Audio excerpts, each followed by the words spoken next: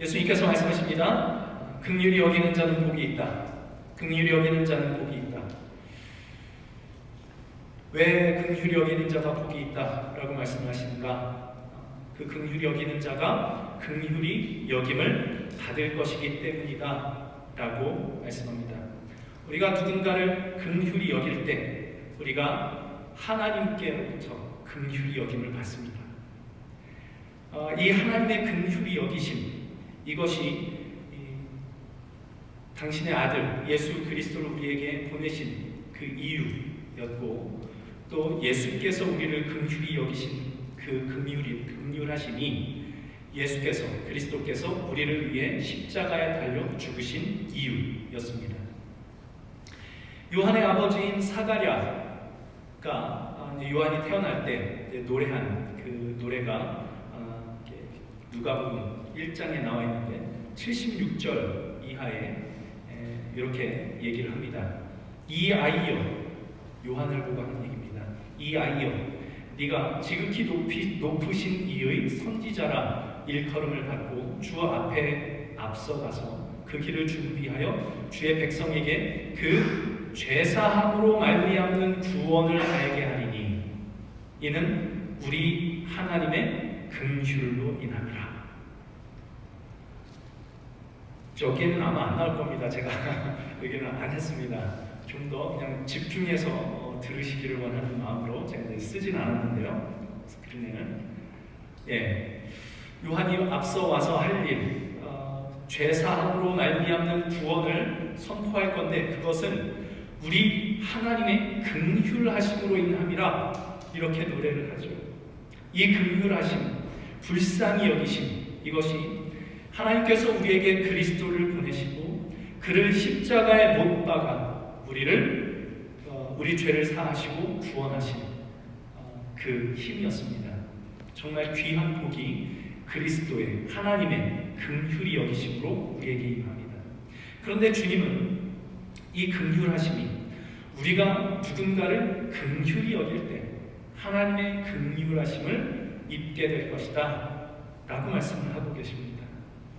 우리가 긍휼히 여길 때 하나님의 긍휼하심을 입게 될 것입니다.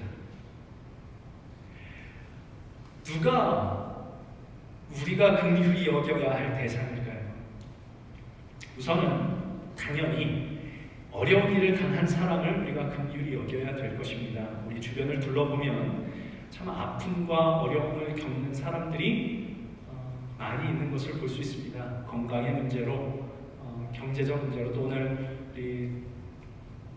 이 코로나 바이러스 요거 때문에 또 이렇게 못 나오신 전도사님도 지금 자가격리를 좀 해야 되는 그런 상황이고요. 원미정 집사님도 뭐 아마 뭐 증상이 조금 그런 게 있어서 뭐 확실히는 않지만은 그래서 못 나오셨습니다. 또 이렇게 어려운 이런 일들로 좀 어려움 겪는 일들이 있을 것이고, 또 가정의 문제, 관계의 문제, 어떤 슬픈 일을 겪고 있는 그런 사람들도 있을 것입니다.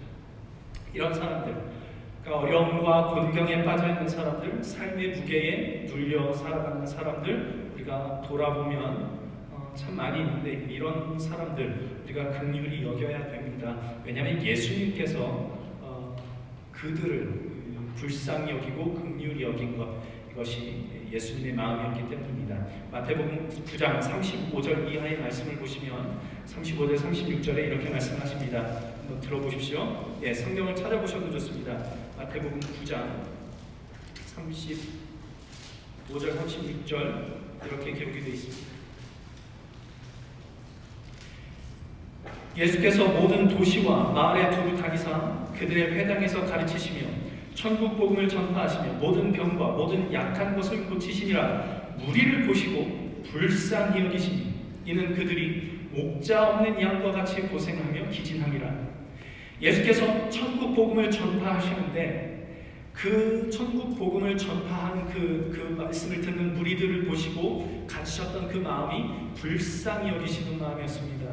그들은 병든 자들이었고 약한 자들이었고 삶의 무게에 짓눌린 자들이었고 목자 없는 양같이 고생하고 기진한 사람들이었기 때문입니다. 주님은 그들의 곤경을, 그들의 아픔을, 그들의 병들고 고생하고 지쳐있는 삶을 보셨습니다. 그래서 그들을 불쌍히 여기셨습니다. 너희들 참 목자 없는 양 같구나.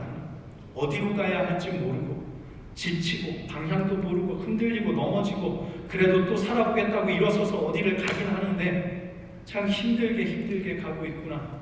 참 고생이구나. 너희들 참 지쳤구나. 이 마음, 불쌍히 여기시는 이 마음이 우리에게 천국 복음을 전하시는 예수님의 마음이셨습니다. 그리고 그것이 우리를 향한 주님의 마음이기도 하죠. 우리 세상 사는 게 쉽지가 않습니다. 쉽지 않은 삶인데 코로나까지 터지는 바람에 어찌해야 될지도 모르겠고 내일 어떤 일이 벌어질지도 모르고 제대로 가고 있는지도 모르겠고 그럼 우리가 어디에 있는지조차 알지 못하는 그런 어려움 가운데 있는 그런 때도 있습니다. 그런 우리를 향하신 주님의 마음이죠. 우리를 불쌍히 여기시며 긍휼히 여기시는 그 마음. 너희들 참으로 지쳤구나. 고생하고 있구나. 목자 없는 양같이 고생하고 있구나. 이렇게 우리를 바라보시는 마음, 이것이 주님의 마음입니다. 그런데 그들을 불쌍히 여기셨다라는 이 말씀을 하신 뒤에 제자들에게는 예수님께서 조금 다른 말씀을 하십니다. 우리가 이 35절, 36절을 읽었는데 37절을 보시면 이에 제자들에게 이르시되 추수할 것은 많되 일꾼이 적으니 그러므로 추수하는 주인에게 청하여 추수할 일꾼들을 보내주소서 하라 하시니라. 세상에 추수할 것이 많으니 추수할 일꾼을 보내소서라고 구하라라고 말씀을 예수님께서 제자들에게 말씀하십니다. 제자들 보고 그 추수할 일꾼이 되라라는 것이죠. 그러니 예수님을 믿는다는 것, 예수님을 믿고 따른다는 것, 예수님의 제자가 된다는 것은 그런 사람들에게 우리가 보냄을 받는 것입니다. 목자 없는 양처럼 고생하고 기진한 사람들에게 보냄을 받는 것입니다. 그들에게 천국 복음, 지금 지치고 고생하고 있는 이 땅 가운데서 살아남기 위하여 이렇게 발버둥치느라 고생하고 지치고 있는 사람들에게 천국 복음, 이 세상과는 다른 세상이 있다. 예수 그리스도 안에 그 세상이 열려 있다. 라는 것을 가르쳐 줄 수 있도록, 전파할 수 있도록 그들에게 보냄을 받는 자들, 그들이 예수님의 제자이고 예수님을 믿고 예수님을 따르는 자들입니다. 여러분, 그것은 주님의 명령입니다. 나에게 그들에게 가라라고 말씀하시는 것, 우리가 보냄을 받는 것, 그 주님의 명령이기도 하지만 동시에 우리에게 놀라운 특권이기도 하죠. 생각을 해보십시오. 불쌍히 여김을 받는 것이 좋습니까? 불쌍히 여기는 것이 좋으십니까? 불쌍히 여김을 받는 사람이 되는 것보다 불쌍히 여길 줄 아는 사람이 되는 것, 주변에 아픔을 겪는 사람들, 고생하는 사람들, 기진하는 사람들을 불쌍히 여길 줄 알며 그런 사람들을 돌볼 줄 아는 사람이 되는 것은 참 복된 일입니다. 왜냐하면 누군가를 우리가 불쌍히 여길 줄 안다는 것은 그가 부요한 자가 되었다는 뜻이거든요. 여기서 부요하다는 것은 돈이 많다는 것, 물질이 많다는 것 아니지요. 가진 게 아무리 많아도 어려운 사람을 돌아볼 줄 모르는 사람은 하나도 부유한 사람이 아닙니다. 너무너무 가난한 사람입니다. 그가 얼마나 많은 물질을 가졌느냐, 얼마나 많은 돈을 가졌느냐가 아니라 마음이 부유한 사람, 그가 누군가를 불쌍히 여길 줄 알지요. 마음이 부자여야 불쌍히 여길 줄을 알게 됩니다. 누가 마음이 부유한가요? 은혜 받은 사람이 그렇습니다. 바울이 고린도 후서에서 이렇게 말씀합니다. 고린도 후서 8장 9절에 이렇게 얘기합니다. 들어보십시오. 우리 주 예수 그리스도의 은혜를 너희가 알거니와 부유하시니로서 너희를 위하여 가난하게 되시고 하늘 영광 보좌를 버리고 가장 낮고 낮은 이 땅으로 오셨습니다. 가난해지셨습니다. 영원한 생명을 갖고 계신 분이 그 영원한 생명을 십자가에서 버리셨습니다. 가난해지셨습니다. 그렇게 가난하게 되심은 그의 가난함으로 말미암아 너희를 부유하게 하려 하심이라. 예수 그리스도의 가난하게 되심이 우리를 부요하게 하십니다. 누군가를 불쌍히 여길 줄 아는 사람은 그리스도께서 그를 위하여 죽으심으로 그를 부요케 하신 바로 그 은혜를 입은 사람, 그가 불쌍히 여길 줄 압니다. 그래서 그 은혜를 입은 사람만이 고생하고 기진한 사람들, 어려움과 슬픔에 젖은 사람을 긍휼히 여기고 불쌍히 여길 줄 압니다. 그런데요, 예수께서 긍휼히 여기시고 불쌍히 여기신 것은 그렇게 고생하고 기진한 사람들, 삶의 어려움에 있는 사람들, 그런 사람들에게만 예수께서 그 긍휼의 마음, 불쌍히 여기시는 마음을 가진 것이 아니었습니다. 자기 처지가 어떤 상황인지 모르고 괜찮다고 살고 있는 사람들, 그런 사람들을 향해서도 주님은 이 긍휼의 마음을, 불쌍한 마음을 가지셨습니다. 누가복음 19장에 보시면 예수님께서 예루살렘에 입성하실 때 성을 보시고 우셨다라는 기록이 나옵니다. 왜 예수님께서 예루살렘 성을 보시고 우셨느냐? 그 성이 돌 위에 돌 하나도 남기지 않고 완전히 무너질 것을 아셨기 때문에, 그 예루살렘 성의 운명이 어떻게 될 것을 예수님께서 아셨기 때문에 그 성을 보시면 우십니다. 근데 예수님께서 그 성을 그렇게 예루살렘 성을 들어가시면서 우셨는데, 그 장면을 마태복음은 예수님께서 이렇게 탄식하셨다고 기록을 하고 있습니다.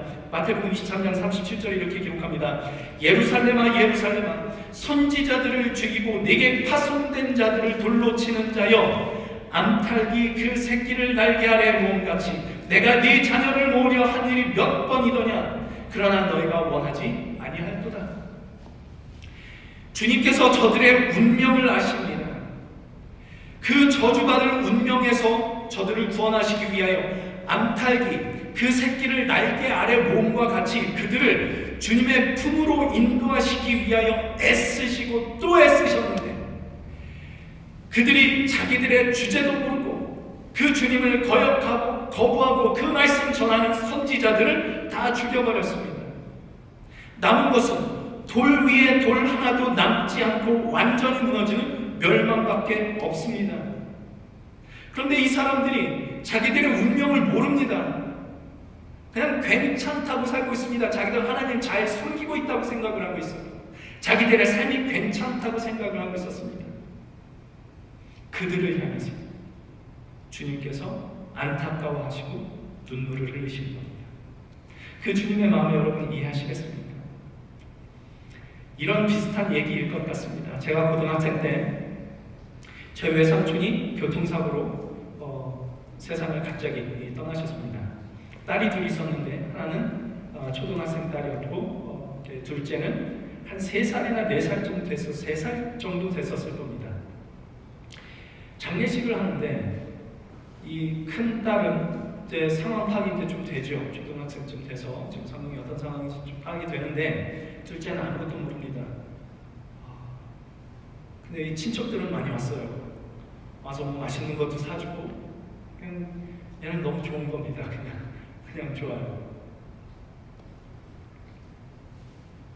근데 제가 그때 고등학생인 저의 눈에 보기에 아버지 없이 자라야 할 이 아이가 이제 불쌍해 보이는 거예요. 근데 정말 더 불쌍하게 느껴진 건 뭐냐면, 그걸 모르는 겁니다. 얘가 지금 무슨 상황인지를, 앞으로 자기가 어떤 험난한 길을 가야 될지를 모르는 겁니다. 너무 좋아요. 해맑습니다. 그걸 보면서 마음속으로 너무 안타까웠던 기억이 있는데, 얘가 한마디 아주 결정적인 말을 했죠. 아빠 언제 와? 그냥 마음이 무너지는 겁니다. 주님이 그 운명을 다 아시는 겁니다. 예루살렘 성을 보면서 주님을 거역한 자들의 그 운명을 다 아시는 거예요. 그래? 너희들 나를 거역했어? 너희는 멸망당해도 싸. 그러시지 않고 그들을 불쌍히 여기시고 안타까워하시고 그들을 위해서 눈물을 흘리십니다. 여러분, 지금 한국에서 가장 유명한 목사 누구일까요? 제가 생각할 땐 전 뭐뭐 하는 목사일 것 같습니다. 한국을 가장 시끄럽게 만들고 있고 동시에 한국에서 교회를 가장 욕먹게 만드는 사람 중에 하나가 이 사람입니다. 지금 상황이 이 정도 이렇게 막 흘러오니까 그동안 전모 목사와 함께 하던 보수주의 정치인들이 이제 우리와는 상관없는 사람이다 이렇게 손절을 하려고 하고 있고, 또 한국교회 장로회라든가 여러 교단, 여러 단체가 이 사람은 이단이다 이렇게 규정을 하려는 움직임, 기독교 내에서도 이렇게 좀 잘라내려고 하는 그런 움직임이 일어나고 있습니다. 여러분 어떻게 생각하시는지 모르겠습니다만 저는 그 모습 보면서 안타깝기도 하고 화가 나기도 하고 분하기도 합니다.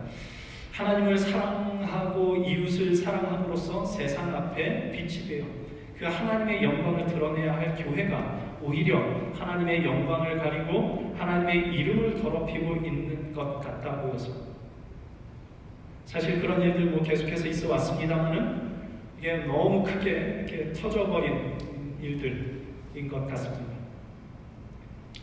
그래서 참 그런 사람들에게 화도 나고 그런데, 그럼에도 불구하고 그리스도인이라면 적어도 정치권이 보이는 반응과는 다른, 세상 사람들이 반응하는 그 반응과는 좀 다른 그런 것이 분명히 하나 있어야 된다라고 생각을 하는데요. 그것은 바로 긍휼의 마음일 것입니다.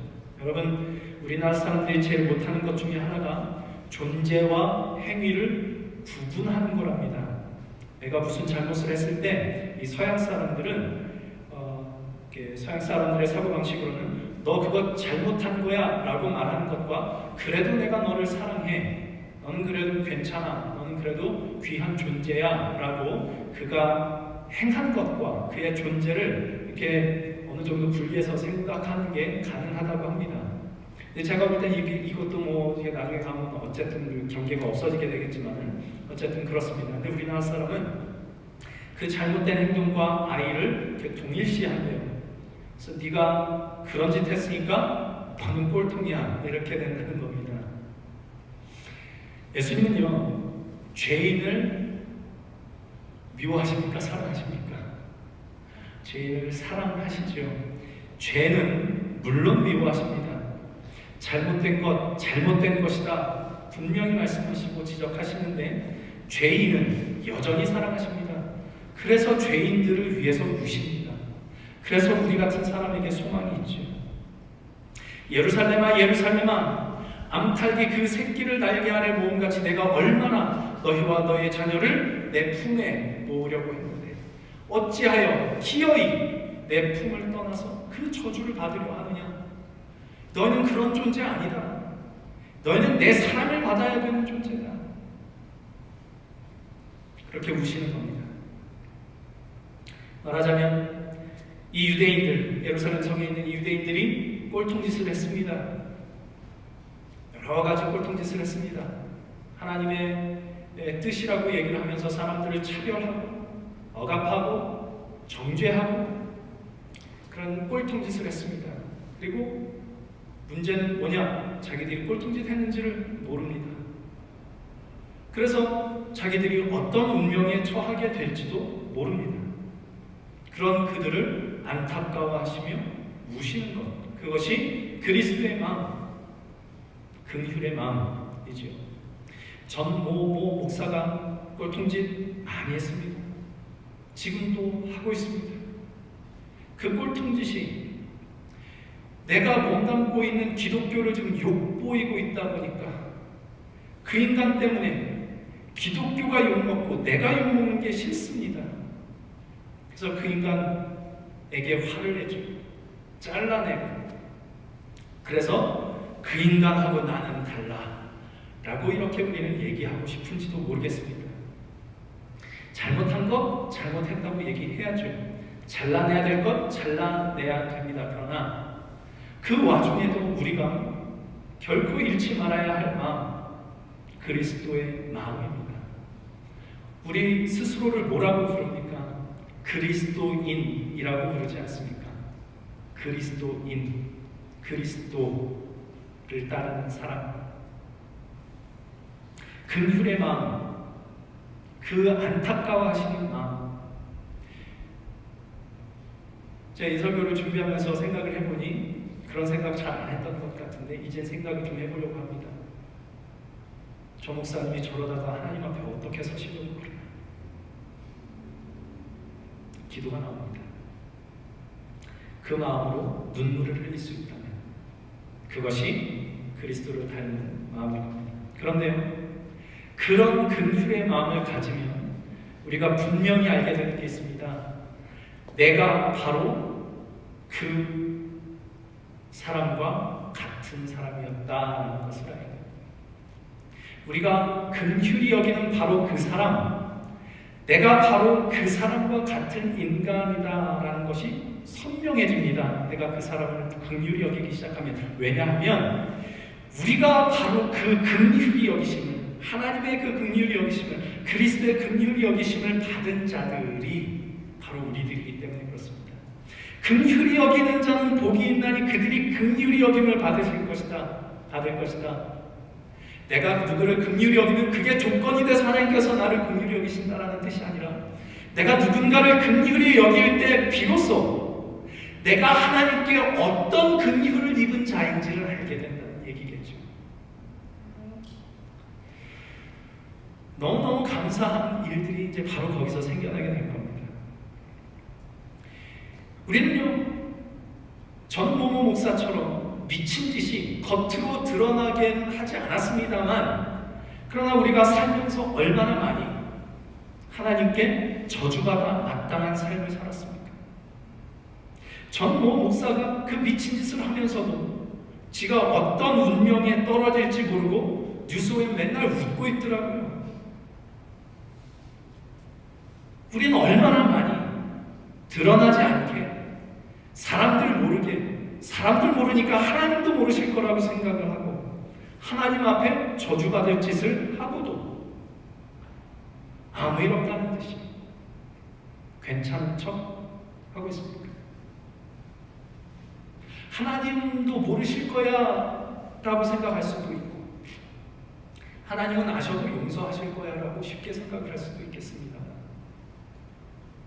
얼마나 많이 우리는 그 미친 짓을 하고 하나님 앞에 회개도 않고 괜찮은 척하고 살고 있습니까?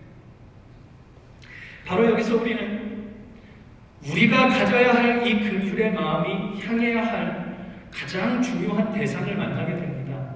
그분은 예수 그리스도입니다. 예수 그리스도를 긍휼히 여기는 마음이 우리에게 생겨나게 됩니다. 아니, 예수 그리스도를 긍휼히 여긴다는 게 이게 무슨 말입니까 도대체? 주님은, 예수 그리스도는 우리의 높임을 받으셔야 되는 분이 아닙니까? 영광을 받으셔야 되는 분이 아닙니까? 감히 어떻게 우리가 주님을 불쌍하다 여기고 감히 어떻게 우리가 주님을 긍휼히 여길 수 있다는 말입니까? 한국에서 다드림교회라고 하는 이 교회를 목회하시는 분이 있습니다. 김병년 목사님이라는 분인데요. 이분의 그 간증을 제가 여러 차례 들었습니다. 아세요? 예. 이분이 10여 년 전에 교회를 개척을 하셨는데, 이 다드림교회라는 이 교회를 개척을 하셨는데 개척한 지 3개월 만에 사모님이 뇌경색으로 쓰러지셨습니다.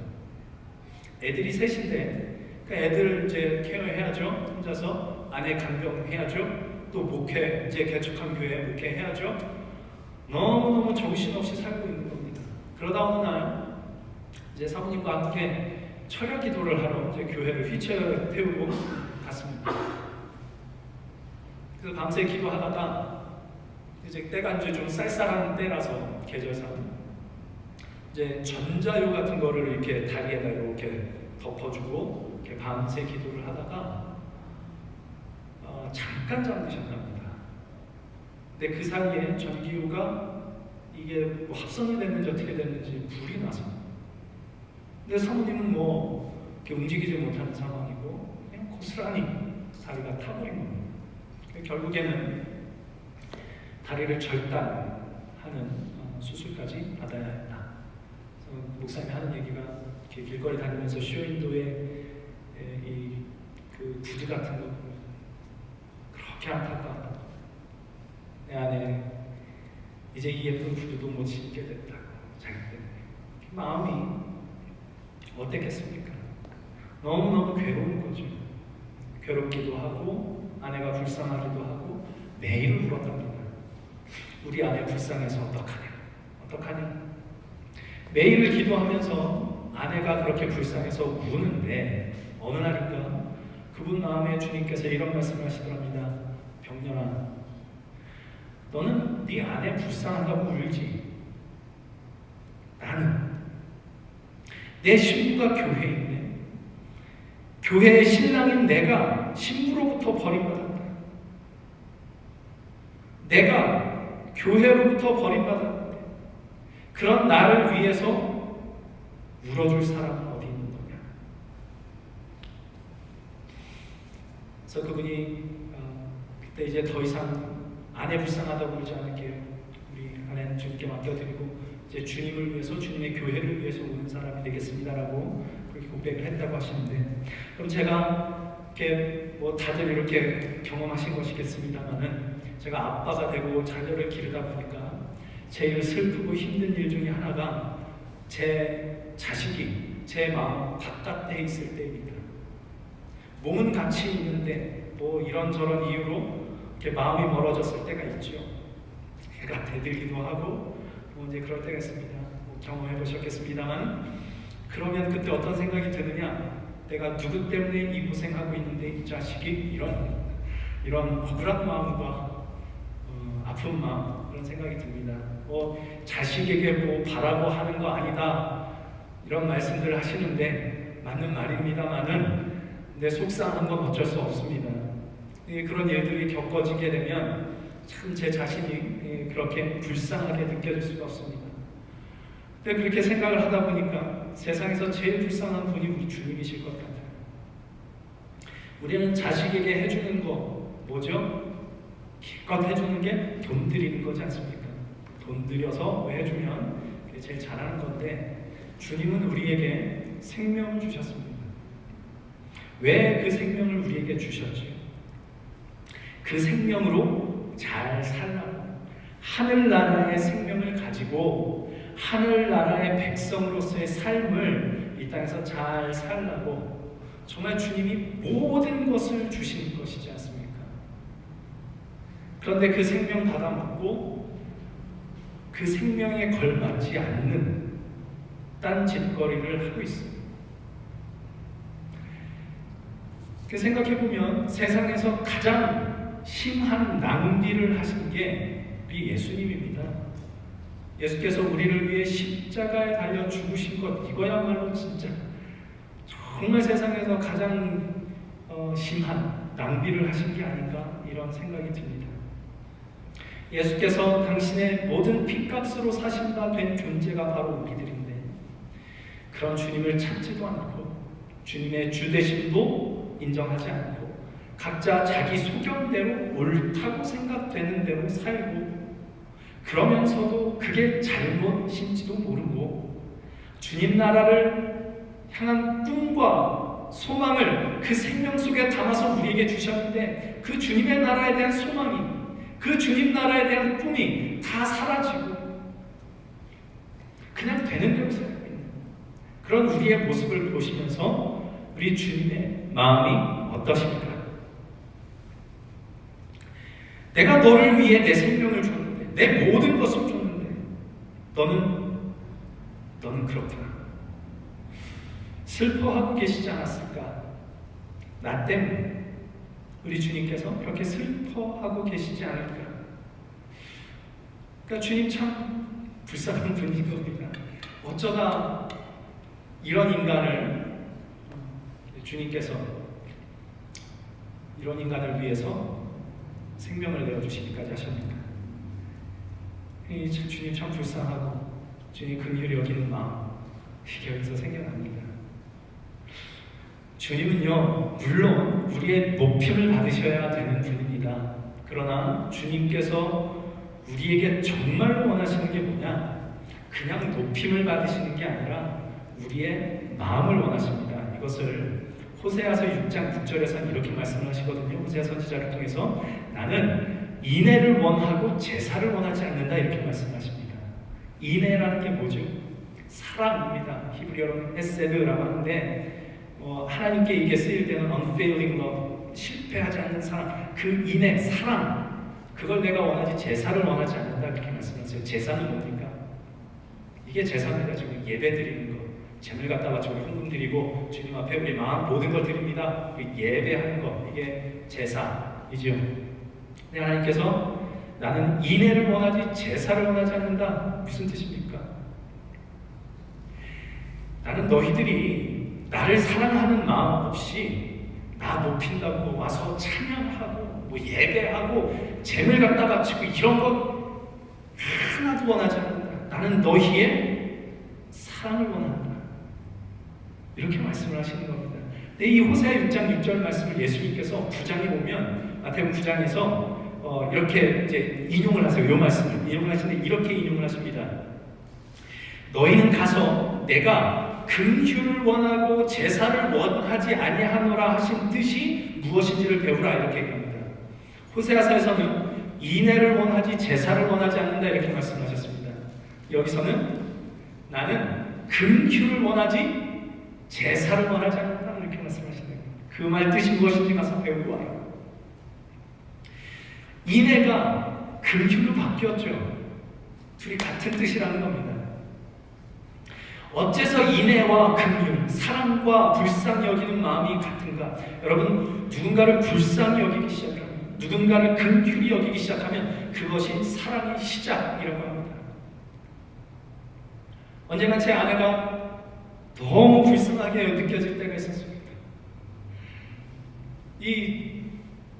그 식당에서 일을 하고 오후에는 이제 그 아이스크림 가게에 가서 일을 하는데 식당에서 받은 점심을 가지고 한 2시 반쯤 돼가지고 이제 끝나서 이렇게 이제 아내를 아이스크림 가게에 데려다 주는데 차 안에서 식당에서 받은 그 점심 먹으면서 가는 겁니다. 가서 또 일해야 돼. 그걸 보는데 마음이 얼마나 불쌍하게 느껴지기도 하고 짠하고 그런지. 여러분 이렇게 부부가 살다 보면 마음 아플 때 참 많이 있죠. 부딪힐 때 많이 있고 그럴 때 있습니다. 그때마다 이제 제 생각을 하는 겁니다. 내 아내가 나 때문에 고생하고 있구나 생각하려고 그렇게 합니다. 그 긍휼히 여기는 마음, 불쌍히 여기는 마음, 여기서부터 이제 사랑이 싹 트는 겁니다. 사랑은요 막 이렇게 불꽃 튀기는 막 이런 그런 거일 수도 있는데 그건 이제 경험해 보셔서 아시겠지만 오래 안 갑니다. 살다 보면 그건 이제 금방 다 사그라들고 그 다음은 뭘로 살아야 되느냐? 서로를 긍휼히 여기는 마음, 서로를 불쌍히 여기는 마음. 거기서부터 진짜 사랑이 시작이 되죠. 그러니 우리가 주님을 사랑한다라고 얘기를 할 때 그게 어디서부터 시작이 돼야 되느냐? 주님을 긍휼히 여기는 마음으로부터. 그러니까 우리가 주님과 인격적인 관계를 맺어야 된다라고 이렇게 많이 얘기하지 않습니까? 이 인격적 관계가 어디서 맺어지나요? 우리가 와서 열심히 예배드리고 열심히 주님 높여드리고 찬양하고 그러면 인격적 관계가 맺어지나요? 인격적 관계는 그렇게 맺어지는 게 아니고 우리가 감히 주님을 긍휼히 여기는 마음이 생겨나요. 주께서 나 같은 것을 위해서 뭘 하셨는지를 보고 참 어떻게 나 같은 분한테 이렇게 하셨나? 주님 참 안 됐다. 이런 마음 들 때 우리는 비로소 주님과 인격적인 관계가 시작이 되는 겁니다. 나 같은 것을 위해서 모든 것을 부어 사랑하신 생명까지 내어주신 예수님. 그런데 아직도 정신 못 차리고 있는 나를 바라보면서 눈물 흘리고 계실 그 주님. 우리를 보시면서 암탉이 새끼를 날개 아래 품음과 같이 내가 너를 얼마나 내 품 안에 품으려고 했는데 라고 말씀하시며 우시는 그 주님. 우리가 예수님을 믿고 신앙이 자라나고 철이 들기 시작합니다. 그 주님이 불쌍해지는 겁니다.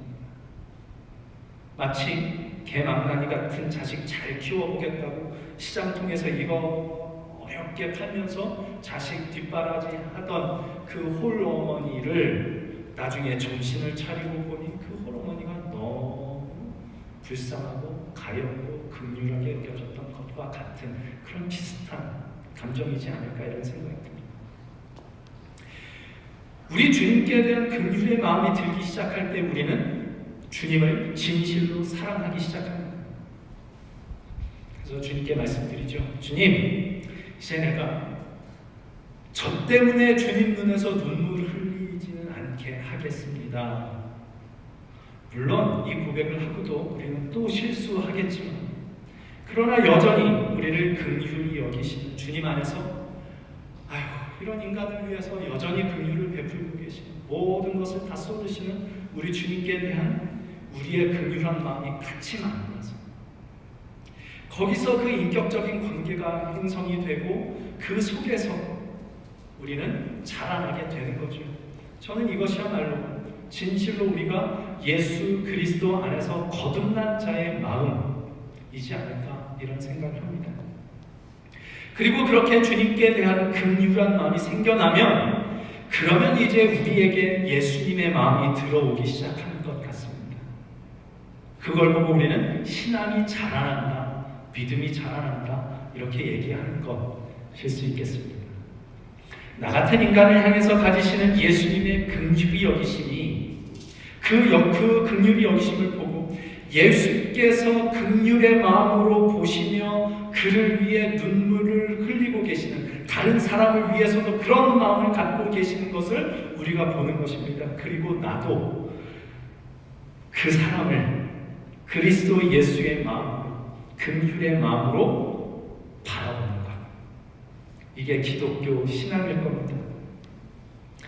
지금 한국에서 일어나고 있는 것 때문에 교회가 참 많은 욕을 먹고 있는데, 세상은요 원래 기독교에 호의적이지는 않습니다. 그런데 지금 한국에서 일어나고 있는 일, 미국은 제가 잘 모르겠습니다. 한국에서 일어나는 이 일은 교회가 열심히 주의 뜻대로 살려 하다가 교회 세상으로부터 핍박을 받는 것이 아니라, 안타깝게도 교회가 이기적이 되고 탐욕스러운 종교 집단이 되어 이 마음, 긍휼과 사랑이라는 이 그리스도의 마음을 잃어버렸기 때문에 욕을 먹고 있는 게 맞아 보입니다. 진짜 기독교의 정신을 잃어버렸기 때문이죠. 우리는 예수님을 믿습니다. 여러분 예수님을 믿으십니까? 예수님을 믿는 것, 그리스도 예수를 믿는 것, 이게 기독교지요. 예수께서 우리를 위해 십자가를 지셨다는 것을 믿는 것입니다. 그리스도의 십자가는 사랑이십니다. 죄인을 향하신 하나님의 긍휼하심입니다.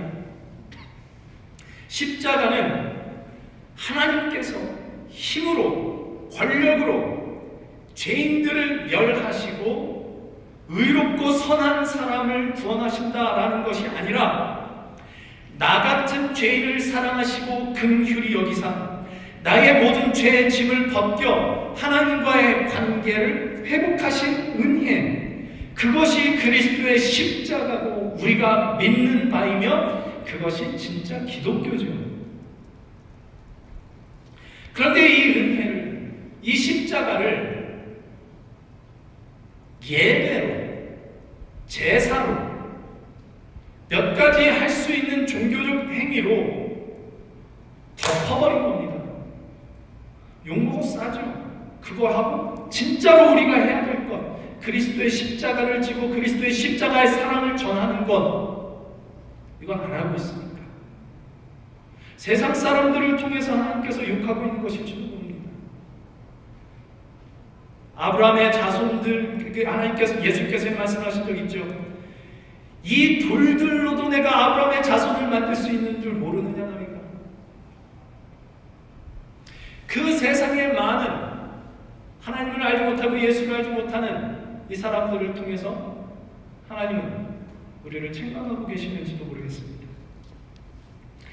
예배드리는 것 너무너무 중요하고요, 기독교 교리를 배우고 알고 믿는 것 너무너무 중요합니다. 그러나 진짜 기독교는, 예배는 반드시 모여서 드려야 된다, 그거 우리 놓치면 우리의 기독교의 생명을 잃는 것, 이런 건 아닙니다. 우리는 지금 이렇게 모여서 예배할 수 있어서 참 감사합니다만, 그렇지 못한 상황이 온다 할지라도 그래도 괜찮습니다. 우리는 어디서든 주님을 예배할 수 있습니다. 어떻게든 모여서 예배하는 건 포기하면 안 된다라는 그 신념을 지키는 게 진짜 기독교가 아니고, 내가 믿고 있는 기독교의 어떤 신념을 지켜내는 것, 이것도 진짜 기독교가 아닙니다. 그 신념 지키기 위해서 한국교회에서 지금 하고 있는 게 뭐냐? 힘을 규합하고 있습니다. 세력을 규합하고 있고, 예수님은 뭘 하셨는데? 힘 아니다. 그래서 죽으셨습니다. 한국 교회에서는 힘을 모으고 있어요. 기독교의 힘을 보여주자.